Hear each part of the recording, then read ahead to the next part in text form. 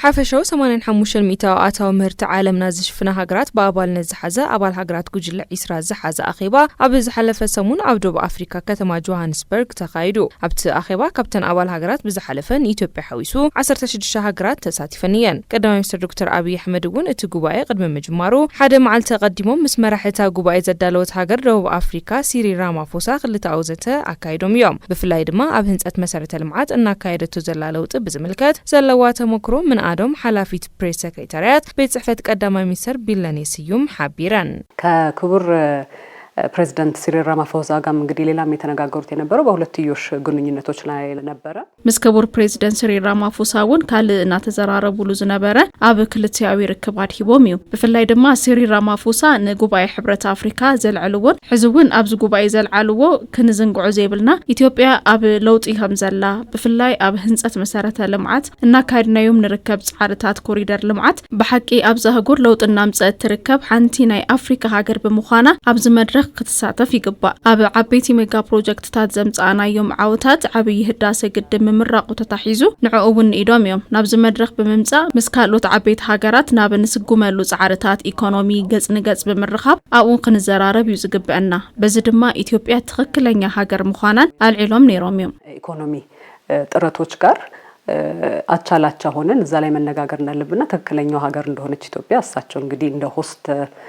ሀገር እና ሆስት መሪ ይሄንን አንስተው ነበር ማለት ነው። ቀዳማይ ሚኒስትር ዶክተር አብይ አህመድ ኢትዮጵያ በዝሐለፈ ዓመታት ብሰርሕቶም ስራሕቲ መማሓየሺ ኢኮኖሚ ዘዕግብ ውጽኢትና መዝገበ ዘላ ሀገር እንትትኸውን ምስ አባል ሀገራት ጉጅለ ዒስራ ጥንኩር ምትእሳር ንግድን ኢንቨስትመንትን ንምፍጣር ዝዓለመ ዝርርብ አካይዶም እዮም። እንደ አንድ ሀገር መሪና እንደ ኢትዮጵያን እንደሚወክሉና አፍሪካንም እንደሚወክሉ መሪ ንግግር አድርገው ነበር እዛ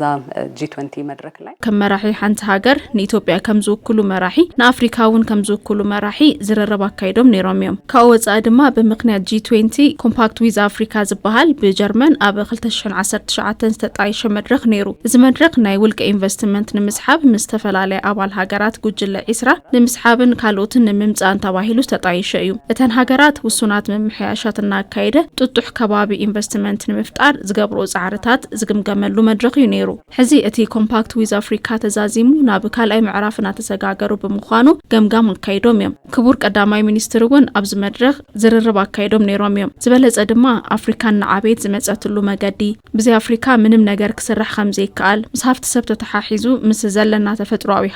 ሃፍቲ ባህልን ትረአይ ከምኡ ድማ ኢኮኖሚ ከም አህጉር ንዓቤት ዝመጸሉን ኢትዮጵያ ድማ ዝበለጸና ተጠናኸረት ዝመጸት አህጉር ምስ ምዃና ከምዚ ዓይነት መድረካት ንዘድልዩና ክፍተታት ክሕግዙ ዘለዎም አጽንኦት ዝሃብሉ መድረክ እዩ ነይሩ ታይና ኢኮኖሚያው እንደ አህጉር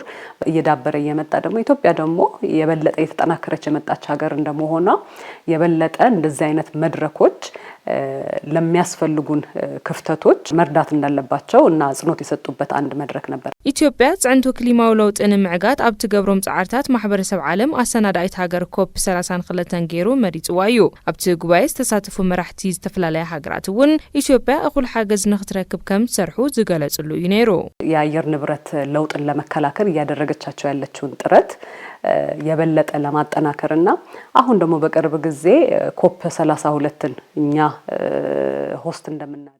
ክሊማዊ ለውጥ ንምክልኻል እናካይደቱ ዘላ ጻዕሪ ዝበለጸ ንምጥንኻርን ሕዚ ድማ ኣብ ቀረባ እዋን ኮፕ 32 ንሕና ከምንዳሉ ስለስተመረጽና ምስ ዝምልከተን ሃገራትን ትካላትን እዚ ኮፕ 32 ኢትዮጵያ ከማሰናድኣነት ተጠናኺራ ቅድሚ ሕዚ ዝነበሩ ልምድታት ካብ ዝተፈላለዩ ሃገራት በመውሳድ ንዛሃጉር ኩርዓት ንሃገርና ድማ ዝተፈላለዩ ሰብ ብጽሒት አካላት እንሳተፈሉ ሓደ ዓብይ መድረክ ስለዝኾነ ነዚ ንምድላው 2 ዓመት እንተኾነውን ኣዝዩ ዓብይ መድረክ እዩ ዝዳለው ካብ ዝተፈላለዩ ሃገራት በአሽሓት ዝቁጸሩ ሰባት ዝመጽሉ ዓብይ መራሕቲ ዝርከቡሉ እዩ ስለዚ እዚ ዓቅሚ ስለዘለና ንሕና ንቱሪዝምና ንህንጸት መሰረተ ልምዓት ንኢንቨስትመንት ኣዝዩ ጽቡቕ ምቹ ኩነታት ስለዝኾነ እዘን ሓገዝቲ ነገራትን ትካላትን ነዚ ደገፍቲ ኮይኖም ደው ከም ዝብሉ ዝገለጽሉ ዘተታት ነይሩ ነዚ ድማ ኣዝዩ ጽይታዊን ኣድማዕን ጻንሒት ነይሩ እየ ዝብሎ ነዚ ደግሞ አጋሮች የምናቸው ሀገርና ተቋማት ለዚ አጋዥ ሆነው እንደሚቆሙ አንድ የገለጹበት ውይይቶች ነበሩ ማለት ነው። ስለዚህ ለዚህም ነው በጣም ሰክሰስፉል እና አመርቂ የነበረ ቆይታ የምለው ማለት ነው። ቀዳማይ ሚኒስትር ዶክተር አብይ አሕመድ ኣብ ናይ 2 መዓልታት ጻንሒቶም ምስ ወራስ ዓራት ሕቡራት ዓረብ ኤሚሬትስ ምስ ኤስያ ፈረንሳይን መራሕቲ ካልኦት ሃገራትን ሓበራውን በዓል ብዙሕ ወገን ዘተን ኣካይዶም እዮም።